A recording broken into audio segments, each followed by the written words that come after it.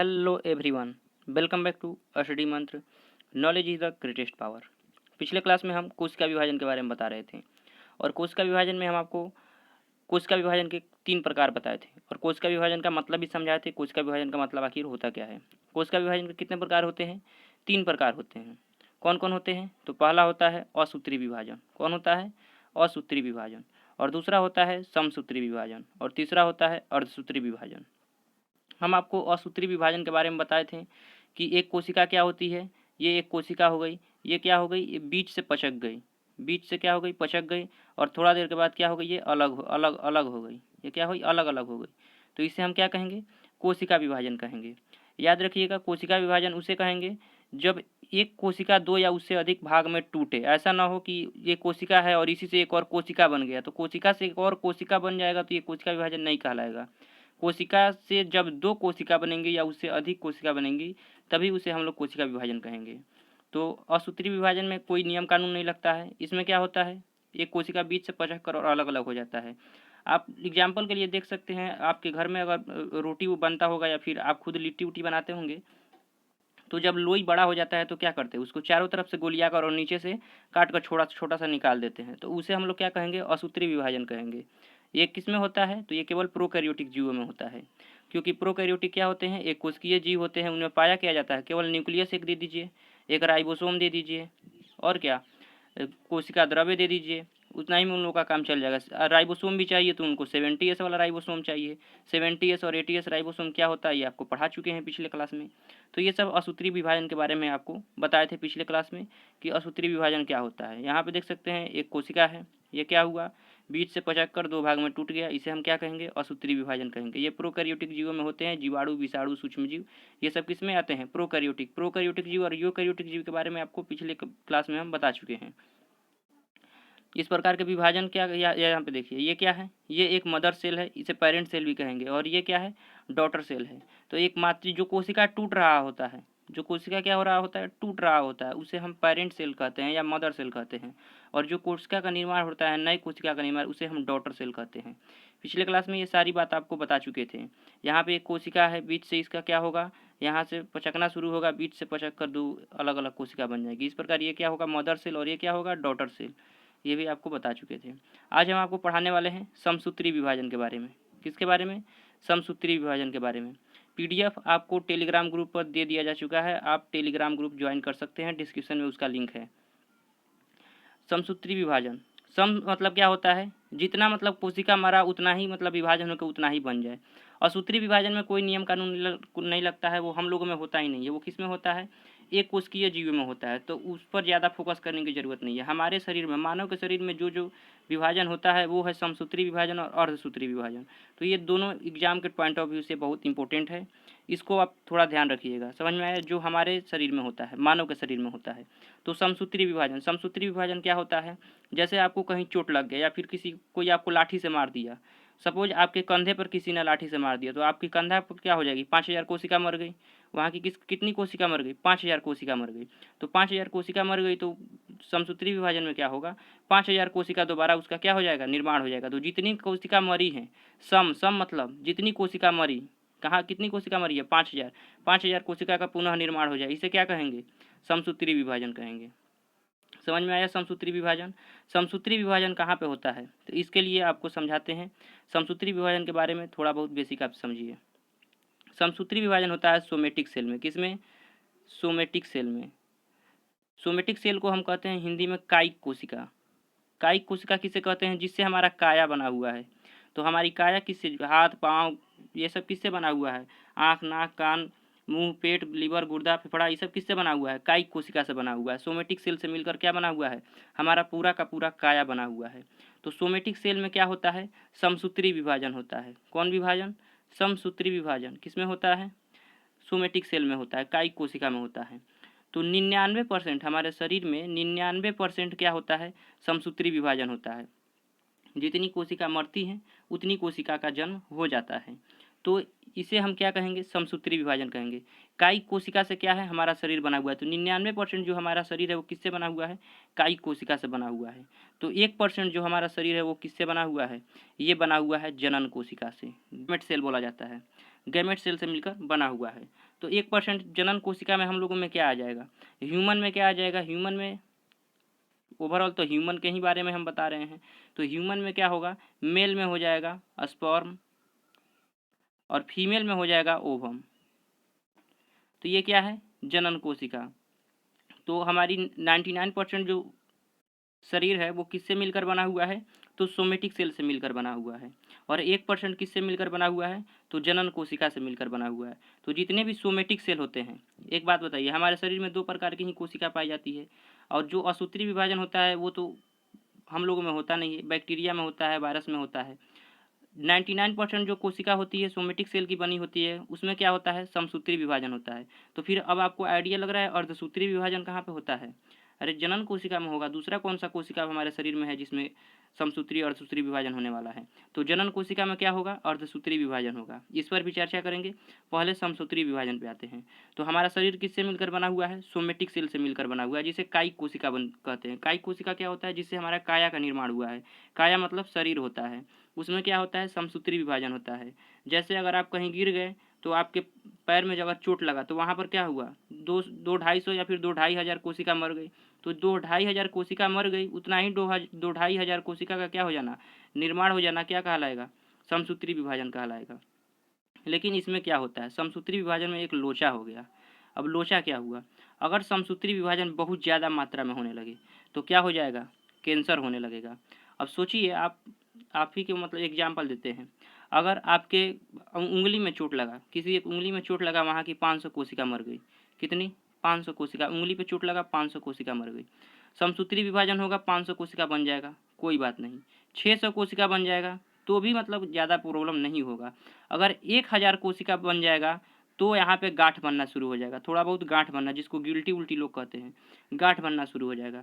लेकिन अगर ये 500 की जगह पे 5 लाख कोशिका बन जाए तो फिर ये रहेगा कहाँ कोशिका। अब एक बात बताइए, एक रूम में, एक 10x10 का रूम में, अगर आप उसमें ज़्यादा से ज़्यादा 25-30 लोग को आप ठूस ठूस कर रख सकते हैं। एक ट्रेन के बोगी में कितने लोग आ सकते हैं, 100 से 250 से 200 लोग आ सकते हैं, ठूस ठूस कर रखिएगा। अब उसमें आप 1000 लोगों को कोंच दीजिएगा तो क्या होगा, लोगों की मृत्यु होना शुरू हो जाएगी। और वो क्या होने लग, थोड़ा देर के बाद वो बदबू मारना शुरू कर देगा ट्रेन। तो ट्रेन के बोगी में 250 से 300 लोग आते हैं, उसमें आप अब 250 से 300 लोग आते हैं और आप 2500-3000 लोग एक बोगी में कोचना शुरू कर दीजिएगा तो वो क्या हो जाएगा, उसमें लोग मरना शुरू हो जाएंगे। तो वही होता है, हमारे शरीर में कितनी कोशिका की ज़रूरत है, 500। तो स्थान कितना खाली है, सरकारी वैकेंसी आप इसको समझिए तो देखिए, सरकारी वैकेंसी के लिए सीट कितनी खाली है, 500, कितनी, 500। और इस पर आवेदन कितना आ गया है, 5 लाख। तो हम लेंगे कितना को, 500 को। लेकिन अगर सरकार 5 लाख को ले लेगी तो सैलरी अपना घर से देगी, देश का तो क्या, सरकार का तो जेब खाली हो जाएगा। तो उसी तरह से देखिए, हमारे शरीर में जहाँ कोशिका 500 मरी है, उंगली की कोशिका कितनी कोशिका मरी है, 500। हमको चाहिए कितना, 500। लेकिन अगर वहाँ पे 5 लाख कोशिका बन जाए तो फिर वो रहेगी कहाँ, तो रहेगी नहीं। तो आपसे में क्या होगा, एक दूसरे से रगड़ा रगड़ा कर मरना शुरू हो जाएगा कोशिका, और वो कोशिका क्या करेगा, कैंसर का रूप ले लेगा। तो अनियंत्रित कोशिका विभाजन को ही हम क्या कहते हैं, कैंसर कहते हैं। ये आपको कोशिका विभाजन में बताए थे, सेंट्रोसोम जब बताए थे। लेकिन सेंट्रोसोम यहाँ पे क्या हो रहा है, समसूत्री विभाजन की वजह से क्या होता है, कैंसर होता है। कैंसर किससे होता है, समसूत्री विभाजन की वजह से होता है। तो क्वेश्चन मतलब पूछा हुआ था कि किसके कारण होता है, तो उसमें ऑप्शन हटा दिया सेंट्रोसोम। बच्चा सब देखा क्वेश्चन कि कैंसर किसके वजह से होता है, तो ऑप्शन में वो सब देखा कि अब मारेंगे, इसमें आया होगा सेंट्रोसोम, तो सेंट्रोसोम था ही नहीं। तो फिर बच्चा सब देखा इसमें अब क्या मारा जाए, तो सेंट्रोसोम नहीं था तो क्या होगा, समसूत्री विभाजन। समसूत्री विभाजन भी जब अधिक मात्रा में होना शुरू हो जाएगा तो उसे क्या बोलेंगे, उसको वो भी क्या बन जाएगा, कैंसर का कारण बन जाएगा।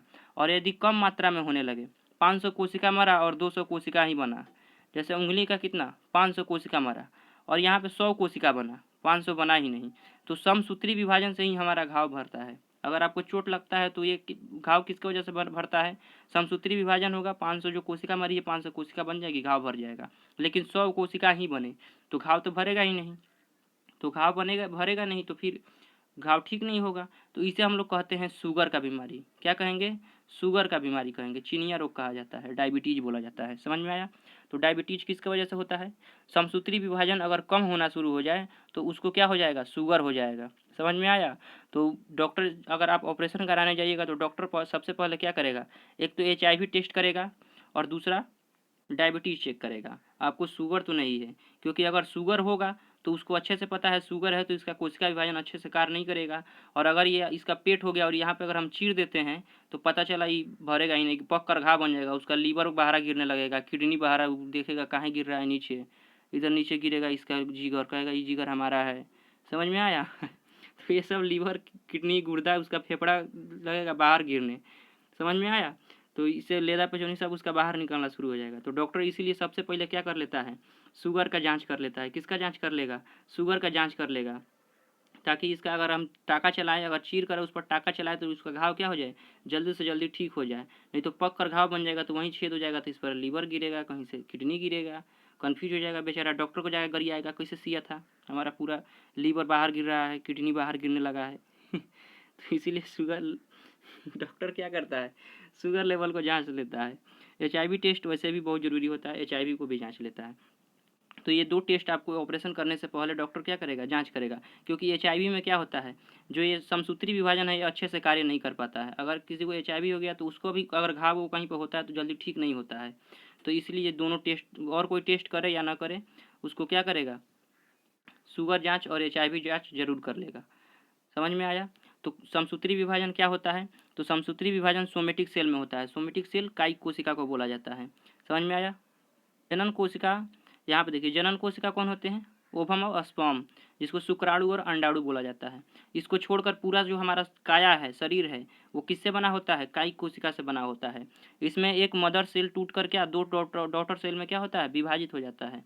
बता ही डॉटर सेल में क्रोमोसोम की संख्या बराबर होते हैं, या तो इसे समसूत्री विभाजन कहते हैं। तो जो एक मदर सेल किस में टूटा है? 2 डॉटर सेल में टूटा है, उन दोनों में क्रोमोसोम की संख्या क्या होगा? बराबर होगा। समझ में आया? देखिए, समसूत्री विभाजन की कुछ अवस्थाएं होती हैं, 5 अवस्था होती है, इसको भी समझिए पहले, उसके बाद से हम आपको स्लाइड पर ले आकर चर्चा करेंगे। देखिए, जो समसूत्री विभाजन है वो कहाँ पे होता है? बड़े बड़े जीवों में होता है या छोटे छोटे जीवों में होता है? पहले आप इस क्वेश्चन का आंसर दीजिए। समसूत्री विभाजन कहाँ होगा? बड़े बड़े जीवों में होगा।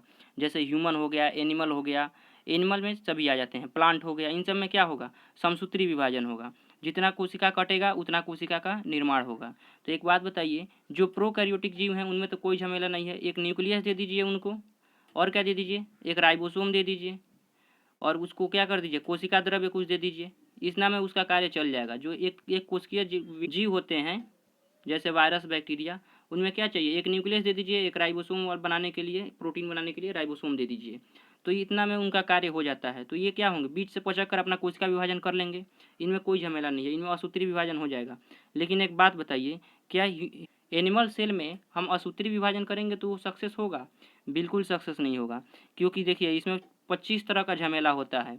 एक कोशिका हो गया, इसमें माइटोकॉन्ड्रिया भी है, गोल्जी बॉडी है, वैक्यूल्स है, इंडोप्लाज्मिक रेटिकुलम है, न्यूक्लियस है, लाइसोसोम है, सेंट्रोसोम है, ये सब क्या है? 75 तरीका का अंग इसमें है। अगर हम इस कोशिका में अगर असूत्री विभाजन करने जाएं तो क्या करेंगे? अगर नोच के पता चला, 2 को यहाँ से नोच के और अलग किए तो पता चला माइटोकॉन्ड्रिया इसमें चला गया, ई वाले में गईबे नहीं किया, तो एगो अच्छा से कार्य करेगा, एगो अच्छा से काम नहीं करेगा। पता चला सेंट्रोसोम इसमें गया और सेंट्रोसोम इसमें गया ही नहीं, तो ये क्या हो जाएगा? कोशिका बिखर जाएगा। तो इसमें कुछ स्टेजेज होती हैं जिससे हम क्या करते हैं? कोशिका का विभाजन करते हैं। तो समसूत्री विभाजन में कुछ स्टेजेज होते हैं जिसमें हम क्या करते हैं? कोशिका को विभाजित करते हैं। इसको हम डायरेक्ट तोड़कर विभाजित नहीं कर सकते हैं। समझ में आया? अगर ऐसे करते हैं तो क्या हो जाएगा? माइटोकॉन्ड्रिया क्या करेंगे? आधा आधा इसको दे देंगे, आधा इसको दे देंगे। पता चला माइटोकॉन्ड्रिया के अंदर जो क्रेब साइकिल चल रहा है उसमें जो द्रव्य है, मैट्रिक्स, वो बह जाएगा, पूरा वो नीचे बह जाएगा, गया हवा खाने। समझ में आया? तो ऐसे तो नहीं होगा। तो इसके लिए क्या है? कुछ फेजेज हैं, कुछ फेजेज में इसका क्या किया जाता है? कोशिका का विभाजन किया जाता है। यहाँ पे देखिए, यहाँ पे क्या है? सेंट्रोसोम है। सेंट्रोसोम किस चीज़ का कार्य करता है? कर्मचारी का। सेंट्रोसोम क्या है? कर्मचारी है। इसको न्यूक्लियस जो आदेश देगा वो करने लगेगा। सेंट्रोसोम को जो आदेश मिलेगा, न्यूक्लियस जो आदेश देगा सेंट्रोसोम को, सेंट्रोसोम वो कार्य करना शुरू कर देगा। तो न्यूक्लियस क्या है? अधिकारी है, और सेंट्रोसोम क्या है? कर्मचारी है। और दंडाधिकारी कौन है, मतलब दंड कौन देता है, लाइसोसोम देगा। जो बात नहीं मानेगा जाकर उसको अपना हाइड्रोलाइटिक एंजाइम छिड़क देगा। तो दंडाधिकारी कौन है, लाइसोसोम है। तो सबसे देखिए बचाया किसको जाएगा, न्यूक्लियस में तो सारे जेनेटिक इन्फॉर्मेशन होते हैं। सेंट्रोसोम का कार्य क्या होता है, कोशिका का विभाजन करना। इसका तो उतना इंपॉर्टेंट नहीं है कि इसको हम कुछ बचाए चाहे ना मिल जाए। सबसे ज़्यादा जरूरी बचाना किसको है, न्यूक्लियस को, क्योंकि न्यूक्लियस के अंदर ही जेनेटिक इन्फॉर्मेशन है। अगर जेनेटिक इन्फॉर्मेशन में थोड़ा सा भी छेड़छाड़ हुआ तो फिर अगला जो पीढ़ी है वो पूरा बर्बाद हो जाएगा। आपको हम पिछले वीडियो में बता चुके हैं न्यूक्लियस के अंदर क्या होता है। अगर नहीं देखे हैं तो डिस्क्रिप्शन में लिंक है, जाकर देख लीजिएगा। तो न्यूक्लियस क्या करेगा, न्यूक्लियस को सबसे पहले क्या करना है, विभाजन में सबसे पहले ध्यान किसका रखा जाएगा, न्यूक्लियस का रखा जाएगा। लाइसोसोम का भी ध्यान रखा जाएगा क्योंकि इसके अंदर हाइड्रोलाइटिक एंजाइम पाया जाता है। अगर ये टूटा तो फिर पूरा कोशिका में ही, विभाजन से पहले ही कोशिका की मृत्यु हो जाएगी। आपको बताए थे कोशिका जब हाइड्रोलाइटिक एंजाइम अपने आप को फाड़ता है तो कोशिका की क्या हो जाती है, मृत्यु हो जाएगी। तो इसको हमको फटने से बचाना है, लाइसोसोम फटे नहीं। ऐसा ना हो कोशिका विभाजन कर रहे हैं और लाइसोसोम फट गया तो पता चला गया कोशिका का विभाजन से पहले ही मृत्यु हो गई। समझ में आया। तो खेला शुरू होने से पहले ये ख़त्म हो गया, तो ऐसा नहीं होना चाहिए। तो सबसे पहला ध्यान हम किसको रखेंगे, न्यूक्लियस पर रखेंगे। तो न्यूक्लियस को हम विभाजित करना शुरू करते हैं। पहला स्टेज क्या होता है, पहले स्टेज को हम इंटरफेज कहते हैं। क्या कहते हैं, इंटरफेज कहते हैं। पहले स्टेज को क्या कहेंगे, इंटरफेज कहेंगे। इंटरफेज में क्या होता है, जो न्यूक्लियस होता है और न्यूक्लियस के अंदर जो क्रोमोजोम होता है, क्या होता है, क्रोमोजोम होता है। यहाँ पे देखिए ये है क्रोमोजोम, ऐसे होता है क्रोमोजोम, एक्स टाइप का रहता है। तो ये क्रोमोजोम हो गया। तो सबसे पहले इसका विभाजन किया जाता है। तो क्रोमोजोम को अगर हम बीच से काट देते हैं तो एक क्रोमोजोम इधर चला आएगा, एक क्रोमोजोम इधर चला आएगा। तो क्रोमोजोम ऐसा ही होता है। तो सबसे इंटरफेज में क्या होगा, न्यूक्लियस के अंदर जो क्रोमोजोम होता है उसका विभाजन किया जाता है। तो न्यूक्लियस के अंदर इंटरफेज में क्रोमोजोम कैसा दिखेगा, क्रोमोजोम का क्या हो गया, विभाजन हो गया। तो इंटरफेज में कुछ ऐसा दिखेगा, क्रोमोजोम कैसा दिखेगा, अंदर ऐसा दिखेगा। लेकिन अगर इंटरफेज से पहले देखिएगा, मतलब पूर्ण रूप से अगर कोशिका को देखिएगा तो उसमें क्रोमोजोम कैसा दिखेगा, ऐसे दिखेगा, ऐसे को दिखेगा, क्या दिखेगा, क्रोमोजोम दिखेगा। और इंटरफेज में क्रोमोजोम कैसे दिखेगा, ऐसे दिखेगा। समझ में आया। तो इसमें क्या होता है, इंटरफेज में क्रोमोजोम का विभाजन कर दिया जाता है। एक बात बताइए, अगर क्रोमोजोम का विभाजन हो गया तो इसमें किस चीज़ का विभाजन हो जाएगा, क्रोमोजोम में क्या पाया जाता है, डीएनए पाया जाता है। और डीएनए में ही क्या पाया जाता है, जीन पाया जाता है। तो अगर हम क्रोमोजोम को विभाजित कर देते हैं मतलब डीएनए भी विभाजित हो गया और जीन भी विभाजित हो गया। मतलब एक तीर से कई निशाना। एक क्रोमोजोम को आप विभाजित कीजिए और उसमें कौन, डीएनए भी विभाजित हो गया और जीन भी विभाजित हो गया, पूरा झमेला ही खत्म। अब ना मतलब डीएनए से कोई प्रॉब्लम है, ना जीन से, ना ही क्रोमोजोम से। तो क्रोमोजोम विभाजित हो गए। क्रोमोजोम क्या सबसे पहले किसका विभाजित होता है, क्रोमोजोम का। किस स्टेज में, फेज में, किसमें, इंटरफेज में। इंटरफेज में किसका विभाजन होता है, क्रोमोजोम का विभाजन होता है। उसके बाद से आता है प्रोफेज। कौन सा फेज, प्रोफेज। ये हो गया प्रोफेज। प्रोफेज में क्या होता है, क्रोमोजोम का विभाजन हो गया है, अब इसमें न्यूक्लियस का विभाजन किया जाएगा, केंद्रक का विभाजन किया जाएगा। ये क्रोमोजोम तो पहले ही विभाजित हो गया है, अब इसमें किसको विभाजित करना है, न्यूक्लियस को विभाजित करना है। तो न्यूक्लियस को विभाजित कर दिया जाएगा इसमें। इंटरफेज क्या होता है, इंटरफेज में क्या होता है, यह सबसे बड़ी अवस्था है। इंटरफेज क्या है, सबसे बड़ा अवस्था है, क्योंकि इसमें डीएनए का निर्माण होता है तथा क्रोमोजोम अलग होता है। तो क्रोमोजोम अलग होगा तो कौन अलग हो जाएगा, डीएनए भी अलग हो जाएगा। तो इसे क्या कहेंगे, इंटरफेज। उसके बाद से कौन आएगा, प्रोफेज। कौन आएगा, प्रोफेज। प्रोफेज में क्या होता है, देखिए अगर आप माइटोकॉन्ड्रिया को खींच कर अलग कीजिएगा, आपको यहाँ पे बताते हैं। यहाँ पे हम किसको अलग कर रहे हैं, मेन ध्यान सबसे पहले हम किसको दिए थे, न्यूक्लियस को। किसको दिया गया था, न्यूक्लियस को। क्योंकि न्यूक्लियस क्या करता है, सबको आदेश देता है। जितने भी कोशिका के अंग है सबको आदेश कौन देता है, न्यूक्लियस ही देता है। तो सबका मास्टर किसे कहेंगे, न्यूक्लियस को कहेंगे। अगर मास्टर को कुछ हो गया तो चेला भी घर जाएंगे। समझ में आया। तो न्यूक्लियस और जेनेटिक इन्फॉर्मेशन भी किसके अंदर होता है, न्यूक्लियस के अंदर होता है। तो सबसे पहले भगवान क्या करते हैं, सबसे पहले न्यूक्लियस को अलग करेंगे तो क्या होगा, कौन क्रोमोजोम आधा पता चला कुछ उसमें चला गया, कुछ इसमें चला गया, कुछ में गईबे नहीं किया। तो सबसे पहले इसके अंदर जो क्रोमोजोम होता है उसको अलग किया जाता है इंटरफेज में। उसके बाद से प्रोफेज में क्या होता है, तुर्क धागा का निर्माण होता है, जिसको स्प्लेंडर फाइबर बोला जाता है। क्या बोला जाता है, स्प्लेंडर फाइबर बोला जाता है। स्प्लेंडर फाइबर से क्या किया जाता है, कोशिकाओं को बीच से बांध दिया जाता है। कोशिकाओं को कहाँ से बांधा जाता है, क्योंकि कोशिका के अंदर जितने भी अंग होते हैं, जैसे ये वैक्यूल्स हो गया तो वैक्यूल्स को बीच से बांध दिया जाता है ताकि इसको क्या किया जा सके, तोड़ा जा सके। जैसे आप देखिए ना, एक बैलून आपका, जैसे ये एक बैलून हो गया, तो इसको अगर बीच से आप बांधिएगा तो कैसा हो जाएगा, ऐसे हो जाएगा।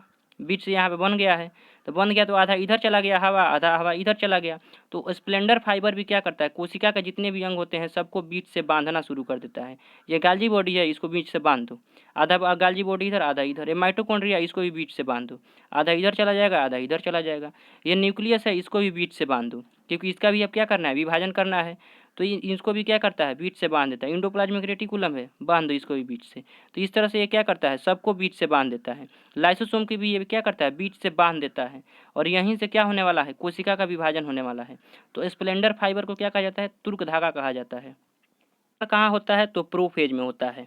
और प्रोफेज में किसका निर्माण होता है, प्रोफेज में स्प्लेंडर फाइबर का निर्माण होता है। और ये क्या होता है, ये केंद्रक का विभाजन होता है। इसमें क्या होता है, केंद्रक का विभाजन होता है। उसके बाद से आता है मेटाफेज। मेटाफेज में क्या होता है, तो इसमें स्प्लेंडर फाइबर का निर्माण पूर्ण हो जाता है, पूर्ण हो जाता है। और अध्ययन के लिए देखिए, सब हम 5 स्टेज दिए, कितना, 5 स्टेज दिए। और हम होता है इंटरफेज, फिर होता है प्रोफेज, उसके बाद से मेटाफेज, उसके बाद से एनाफेज, उसके बाद से होता है टेलोफेज। क्या होता है, टेलोफेज होता है। अगर हम क्या करें, आपको केवल एक ये वाला एक नंबर दे दें इंटरफेज, और कहें कि आप बताइए इसमें क्या क्या हो सकता है, कोशिका विभाजन के बारे में आपको पूरी तरीके से अध्ययन करना है, तो क्या एक से इससे कर लीजिएगा, इंटरफेज से कर लीजिएगा। कि अगर इंटरफेज से करना शुरू कीजिएगा तो ये चारों क्या हो जाएगा, आप चारों के बारे में नहीं जान पाइएगा। प्रोफेज से शुरू कीजिएगा तो बाकी का 3 का नहीं जान पाइएगा। और अगर एनाफेज शुरू कीजिएगा तो ऊपर से 3 को नहीं जान पाइएगा। तो हम बीच वाले को लेते हैं, जो 3 नंबर है, इसको क्या कहेंगे, मेटाफेज। तो हम बीच वाले को लेते हैं, किसके लिए, अध्ययन के लिए। तो अध्ययन के लिए सबसे अच्छा किसको माना जाता है, मेटाफेज को माना जाता है। क्योंकि मेटाफेज कहाँ होता है, मेटाफेज बीचों बीच वाली अवस्था होती है। और इसमें क्या होता है, सभी कोशिका विभाजन होने के लिए रेडी हो गई रहती हैं। क्योंकि सभी कोशिका को हम किससे बांध दिए हैं, स्प्लेंडर फाइबर से बांध चुके हैं। और इसमें कोशिका विभाजन अब होने के लिए क्या है, सब रेडी हैं। और रेडी हैं तो यहाँ से अगर आप मेटाफेज को लीजिएगा तो यहाँ से आप ये भी जान जाइएगा कि क्या हुआ है, क्रोमोजोम का विभाजन हो चुका है पहले से। आप पीछे का भी कुछ जान जाइएगा। और आगे जब आप यहाँ पे देखिएगा कि स्प्लेंडर फाइबर से कोशिका बंध चुका है, तो आपको ये भी पता चल जाएगा कि अब ये कोशिका क्या होने वाली है, विभाजन की अवस्था पे है। और इसके बाद से अभी क्या हो जाएगी, विभाजित हो जाएगी। तो अध्ययन के लिए सबसे अच्छा किसे माना जाएगा, मेटाफेज को माना जाता है। तो इसका आप ध्यान रखिएगा, अध्ययन के लिए सबसे अच्छा किसे माना जाता है, मेटाफेज को माना जाता है। मेटाफेज क्या होता है, समसूत्री विभाजन के कितने प्रकार होते हैं, 5 अवस्थाएं होती है, प्रकार नहीं होती, अवस्थाएं होती है। इन 5 अवस्था में जाकर ही कोशिका का क्या होता है, विभाजन होता है, समसूत्री विभाजन होता है। समझ में आया। इसके अनुसार क्या होता है, तो इसमें पहला क्या होता है, इंटरफेज। पहला क्या होगा, इंटरफेज। दूसरा क्या होगा, प्रोफेज। दूसरा प्रोफेज। तीसरा मेटाफेज। तीसरा मेटाफेज। देखिए इंटरफेज में क्या होता है, ये सबसे बड़ी अवस्था है। इसमें क्रोमोजोम अलग होते हैं और डीएनए का निर्माण होता है। क्रोमोजोम अलग होंगे तो डीएनए तो अलग हो ही जाएगा। तो उसके बाद से क्या होता है, प्रोफेज होता है। प्रोफेज में क्या होता है, स्प्लेंडर फाइबर का निर्माण होता है और कोशिका को क्या होता है, बांधना शुरू करता है। और मेटाफेज में कोशिका अच्छे से बंध जाती है। और अध्ययन के लिए सुविधा मतलब सबसे अच्छा यही होता है, क्योंकि कोशिका विभाजन होने के लिए अच्छा मतलब माना जाता है। अब एक बात बताइए, यहाँ पर ध्यान दीजिए, ये हो गया एक कोशिका। और यहीं पे है माइटोकॉन्ड्रिया, यहीं पे न्यूक्लियस, यहीं पे बहुत सारा अंग है। मान गए यहाँ पे गोल्जी बॉडी, बहुत सारा अंग है। अगर इन यहाँ से अब कोशिका टूटने वाला है, कोशिका टूटेगा तो हो सकता है माइटोकॉन्ड्रिया छितरा जाए। छितराना समझते हैं, अरे माइटोकॉन्ड्रिया हो सकता है कहीं इसके चपेट में आ गया तो माइटोकॉन्ड्रिया का कुछ भाग बह जाए, न्यूक्लियस का कुछ भाग बह जाए, गाल्जी बॉडी का कुछ भाग इधर उधर हो जाए। तो इसको क्या, विभाजन के समय क्या इन अंगों को यहाँ पे रहना जरूरी है, बीच में रहना जरूरी है, या ध्रुव के साइड अरिया रहना जरूरी है। अरिया समझते हैं ना, बीच की तरफ, बीच में नहीं, बीच से कगरी हट जाना, इसको अरिया बोला जाता है। कहाँ पर रहना, ध्रुव बोला जाता है, आप लोगों की भाषा में ध्रुव बोला जाता है। ध्रुव की तरफ रहना जरूरी है या बीचों बीच में सेंटर में रहना जरूरी है। ऑफकोर्स कहाँ पर रहेगा, ध्रुव पर रहना जरूरी है। क्योंकि ध्रुव पर रहेगा तो बीच से कोशिका टूटेगी तो इनको कोई क्षतिपूर्ति नहीं होगी।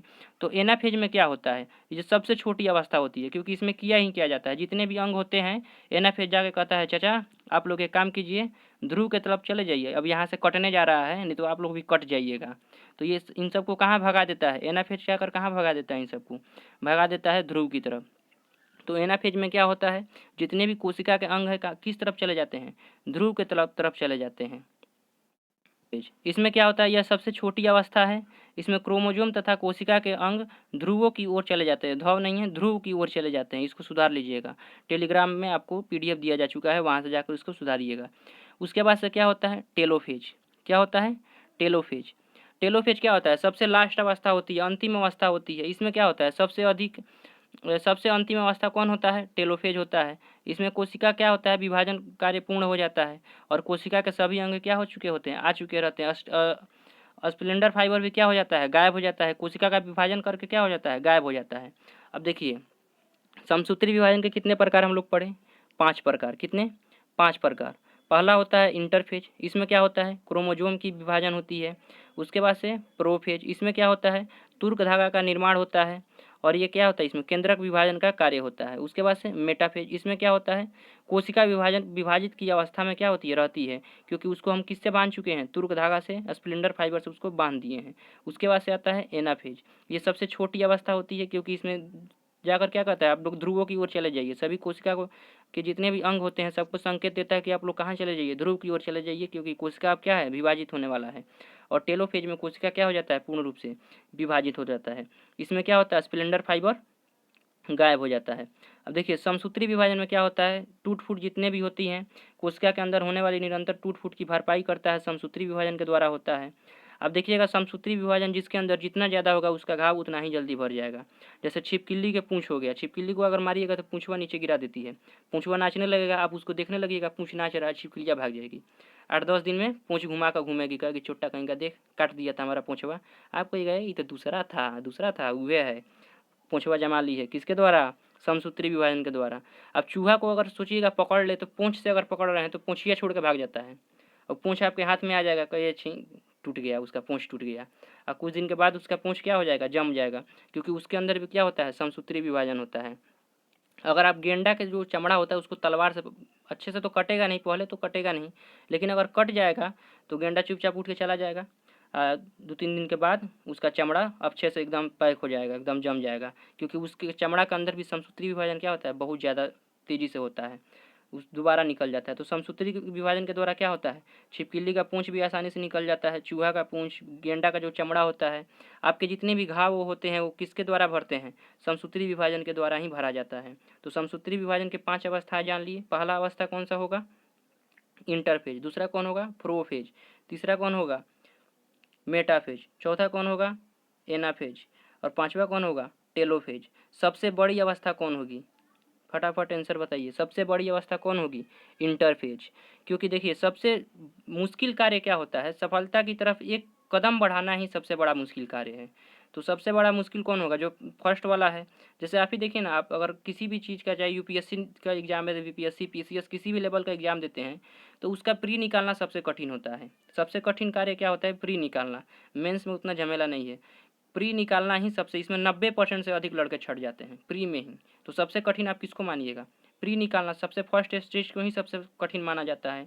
तो सबसे कठिन इसमें क्या होगा? समसूत्री विभाजन में सबसे बड़ी अवस्था कौन होगी? तो जो पहला है इंटरफेज, उसे क्या कहेंगे? सबसे बड़ी अवस्था माना जाएगा। सबसे छोटा अवस्था किसे माना जाता है? मेटाफेज को। किसको? एनाफेज को माना जाता है। अध्ययन के लिए सबसे अच्छा अवस्था कौन माना जाएगा? मेटाफेज। कौन माना जाएगा?